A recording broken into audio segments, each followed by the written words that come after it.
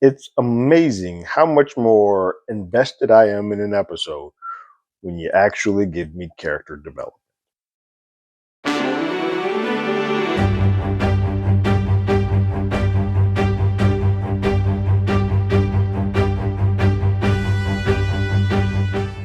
Hello, everyone. Terrence with Hollywood already did it. If you haven't already, go ahead, like, share, subscribe to the channel, leave a comment, ring that bell below. Anytime we have something, you will be among the first to know.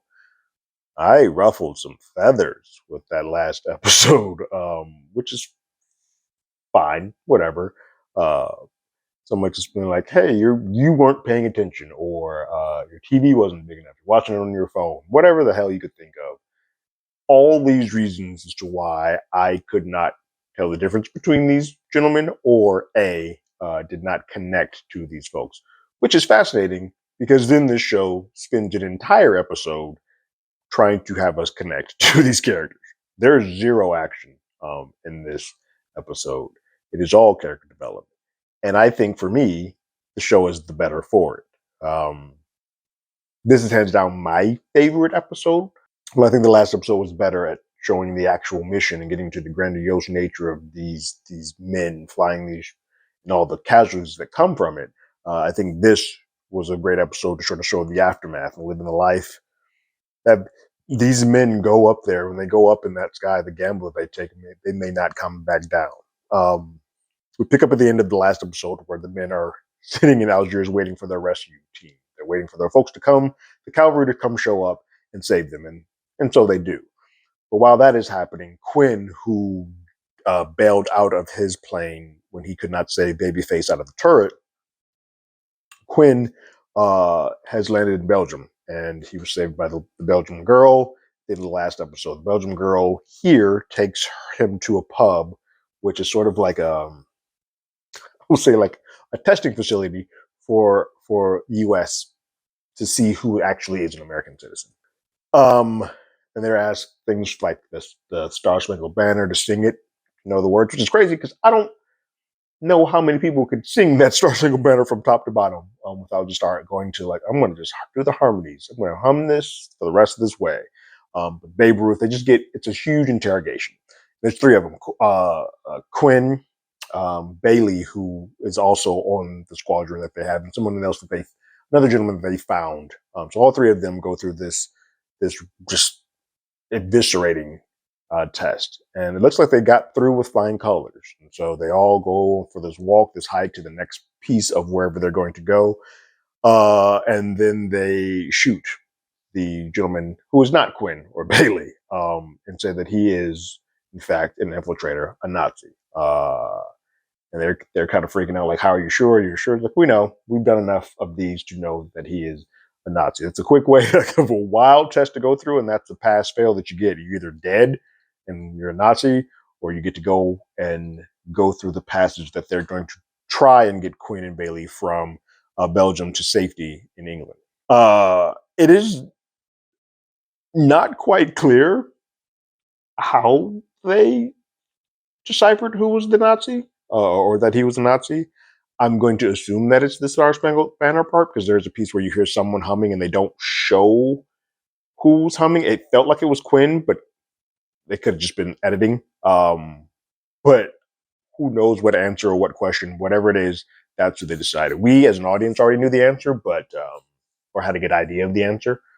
Because again, per previous episode, I couldn't tell you who the hell one was or the other. That person could have quite well have been up there in the air with them. I would have no idea. We then go back to the rest of the crew, Buck and Bucky and all of those guys back in England, where they're waiting for Di to return. Di, this would be his 25th mission upon returning. And so upon his return, they have this big blowout, this massive extravaganza, this massive party, which gets brought up that it may be kind of morbid that we're celebrating that this person made it back when so many people did not. They lost a lot of lives on that mission, and but to celebrate, hey, if you went up there 25, you get basically the carpet rolled out for you. You are basically allowed to ride off into the sunset. They'll start putting you on tours to showcase and show how, hey, I'm so lucky, you can do this. Blah blah blah. Become sort of the the flag waver for the military branch, for this, at least for the Air Force.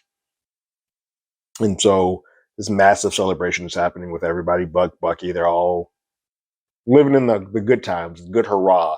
So you get to see sort of moments that pop up between Buck and Bucky. They have a moment where they feel some sort of mortality, where they're like, "You're lucky. Not everybody else was lucky." They notice that in the room, they are the oldest ones there. Bucky has done 20 missions. Buck has done 21. So they're on the cusp of that 25. But they are in a room full of fresh faces. The next group up, the next man to get the job done. And they sort of have a moment that's like, hey, if we died, we wouldn't be remembered very long. They would move on to the next person. It would be a quick blip on the radar, like, oh, that sucks. Let's move on. Bit of foreshadowing happening there, but it's a harrowing moment to know that you're putting your life on the line for all these missions, for all of this stuff, and there's, outside of the merit of saying you're doing something for your country, there's not a lot left to be said in regards to it. But Buck and Bucky have a moment where they meet four fresh faces: Rosenthal, Nash, Pappy, and C's, I believe, are what they're all known as. And they're both two gunners and I think just two gunners and two pilots. But they're just like super fresh faces. They're living their best life. They're having fun. They're enjoying life. They're enjoying the night. The four are important because it shows sort of the hope, the new people, but it also gives you a bit of a connection because Nash has been sort of flirting with this young lady named Helen all day. And so there's a connection there. You get to sort of see what could be the blossoming of a new relationship that occurs. And, they spend the night together, and it's one of those good moments that we haven't really taken the time in any of this episode, in any of the series, to sort of have these character beats or these character moments that just make everything else stronger when you hit these notes. A rare moment of humanity that sort of exists in this show. And then you get the Colonel coming in. Colonel comes in drunk as a skunk, and he's telling people like, "Yo, we need to just go ahead and bomb the hidey hole for Hitler right now. Let's go ahead and let's get up in them boats and those planes and go do this again." Super drunk, but there's some validity to what he's saying, and so the mission is to attempt to bomb the U-boats again, like to get back up in the air. The first one did not go well, clearly, but they're trying to make another pass of it. Quinn and Bailey. We join back up with Quinn and Bailey, who have met with Machow, who is going to sort of give them safe passage back to England. So they have to say their goodbyes to the Belgian family that helped him. At least Quinn does. Quinn has to say goodbye to who fancies him, and he fancies her back. And then they make their way to another location where there's a girl who he's going to hand them off to, just to make the train trip from Belgium over to France, and then so on to England. As they are there, though, they question Quinn about, hey, do you have anything in your possession? Do you have a letter or anything in the possession? To which he denies. He's lied a couple of times in this episode. He's lied to Bailey about Babyface being alive. Then he's lied about this letter. They take his bag and they dump the letter. We don't get to see what actually is on the letter, but we can infer that the letter does tie back to the family and the young lady that helped give them passage, Louise. And so what he alludes to is that, hey, if anybody was to get a hold of this letter, they're going to go back to that family and they're going to torture each and every one of them. And it's just going to be pulled at this thread and just murder as many people as they can, whoever helped you along this way. And you want to put her in that peril. It's a stupid mistake. He says it, but the young lady that is there to sort of help them with dispatch, like stupid stuff ends up dead. You'll end up dead with stupidity. That we don't have room for that. So they burn the letter, and that is that. Other than down with fascism, we don't really get a true answer as to why they are helping them. But this is one of those pieces that I think we can use history to sort of explain that they're just people in every sort of world that you either are going to find the people that are going to give you passageway, or you're going to find people that are going to kill you. You sort of get a little line of that at the beginning from Buck, but that's essentially all we're going to get here with that. We then spend time with Bucky, who, as we know, is the womanizer drunk. He's getting a young woman sauced up, and who was a young woman who was married, but her husband is off, and doesn't seem like that he is returning. He is one of those folks that did not get the luck of coming back. And Bucky's gonna just have the night with her. He doesn't get to go up into the plains like the rest of the team because he's basically put on the sideline, and he in not doing that, he spends his time drinking a lot and having sex with married women. That's sort of his lot in life. There's a pretty harrowing moment in Peace where he wakes up in the middle of the night, sort of in between their sex sessions, and sees bombing that is occurring around the area, and just sort of has a sort of realization, like, are we doing the right thing, and so on and so forth. It's a bit of a morality point for him, which is hit home even more on his sort of, we'll call it the walk of shame. On his walk of shame the next morning, when he sees what the ramifications of the bombing has done, um, you would think some piece of humanity has hit home to him that, hey, we shouldn't just be out here. There's life at stake. And some of these lives don't have anything to do with the war or the military. They are casualties of it. And there sort of just is. It's important to note that piece because it seems like wherever road he is headed down, because of the ending of this episode, his ability to separate what's happening with war versus what's the missions, or it gets blurred, and I don't think he cares so much about the humanity, once he gets the information that he gets at the end of this episode. Quinn and Bailey have a moment in the train with a young lady who is helping her, and she's just kind of like, "Hey, when we get off this train, we're going to end up in a place that they with a lot of Germans, and they're going to want to ask you questions. Don't answer anything. Don't talk. You just, if I look at my watch, you look at my watch. You look at your watch. If I look at papers or a ticket, you look at the papers or tickets." And she goes for a moment and gives them, after she has this long talks like, "Hey, do whatever I do," she goes to go pee. And then the ticket taker or for the train comes to ask them questions. It's in this moment, though, we got a brief moment where Quinn does come clean to Bailey about Babyface.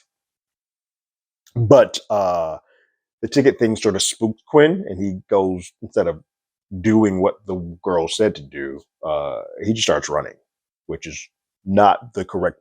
No, everything he's doing is wrong. Um, it winds up working out that there's another girl on the train that is there to sort of aid them, but she's like, "Don't ever do that again." To the point where Bailey also says, "Don't do that. I'll kill you myself if you do that again." So hopefully, some of the skittishness of Quinn is now gone.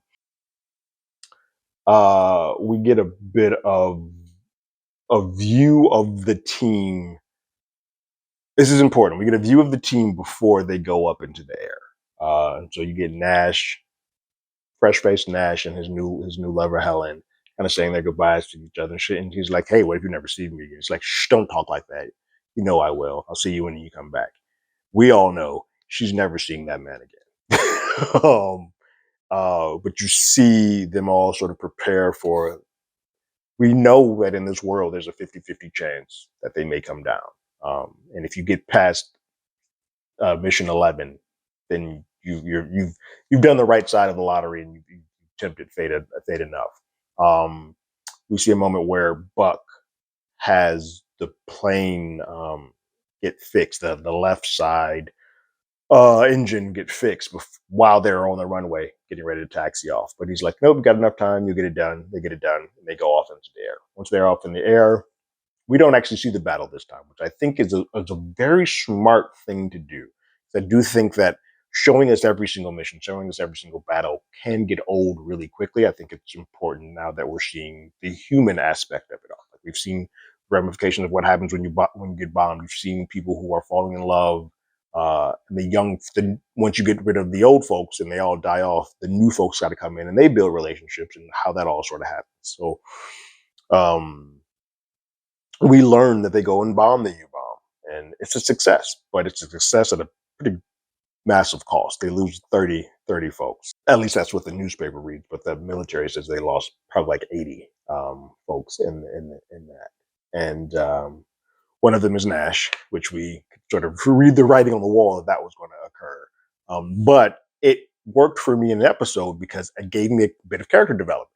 I became attached to Nash. I spent time with him, and I spent time with Nash in the development with Helen, and it sort of broke my heart when um, one of those fresh four went up to Helen and kind of just told him like Nash isn't coming back, Nash, and she was broken. Even in that one night of the two of their interaction, while it didn't seem like they weren't madly in love, she had a connection with him. Now that's gone. That person that she just spent the night with, no longer there. That's heartbreaking. That hits. We don't visually see anything. This is why I think they sort of can play that little cheap code, wink, wink. But Buck doesn't return. Is he gone for good? Who knows? But he is no longer our sort of viewpoint for this, for at least for the next episode. So Bucky wakes up and kind of going on a stroll.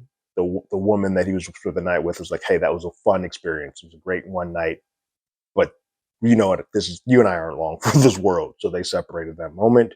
He goes down the walk. He sees the ramification of the bombing, and then he reads the paper and says, "Hey, it was a success." But when he gets to the paper, it says that it's a success, but a lot of casualties. So he calls in and uses sort of a coded messaging. Like they use a messaging where it's like a game, a basketball game, like who's in the starting lineup, who got paged, blah blah blah.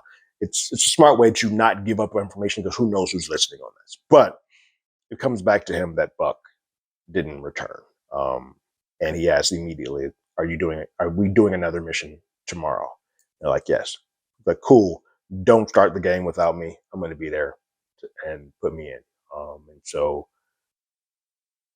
whatever version of Bucky we get, it's going to be one that is a lot less of the humanity side of it, and more of like I want vengeance because I lost the person who was sort of my right hand in all of this. I don't see there being a world where they would have killed Buck off screen. Like Austin Butler's character Buck is still around. Now, where he shows up or in what way he returns, we will, as an audience, see. But there's no way you kill that character off screen.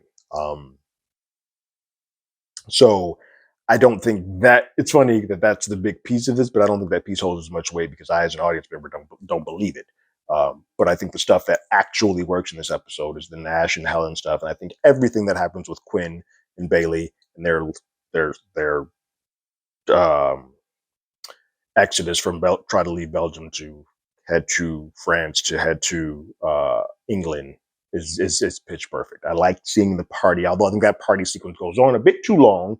I like seeing them in sort of their element to kind of rest, and I get to learn a couple of more characters before we send them up. I think it's a really smart way to show the before and after of a mission without actually showing the mission because it gets more weight into the happiness, the hope, like I'll see you when you come back, like the sureness, like, oh, you guys are going to come back.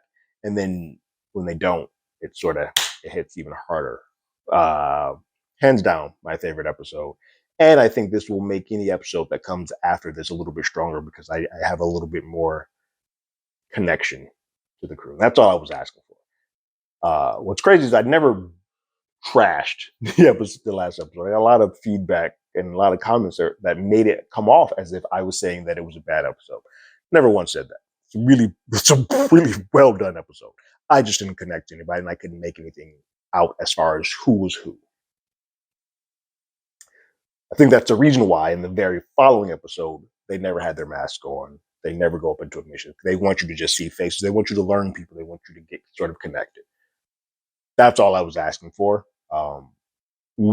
Came out of order.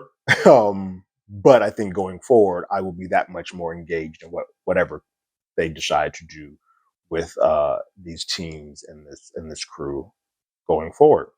What did you guys think about part 4 of Masters of the Air? Leave your thoughts and comments in the comments below. If you haven't already, you can follow us on Twitter at HollywoodADI. You can hit us up on email at HollywoodAlreadyDidIt@gmail.com. We also have the podcast by the same name. That's on Google Podcasts, Spotify, Apple Podcasts, anywhere that plays podcasts. We're there. Like always, I got my ticket. You got yours.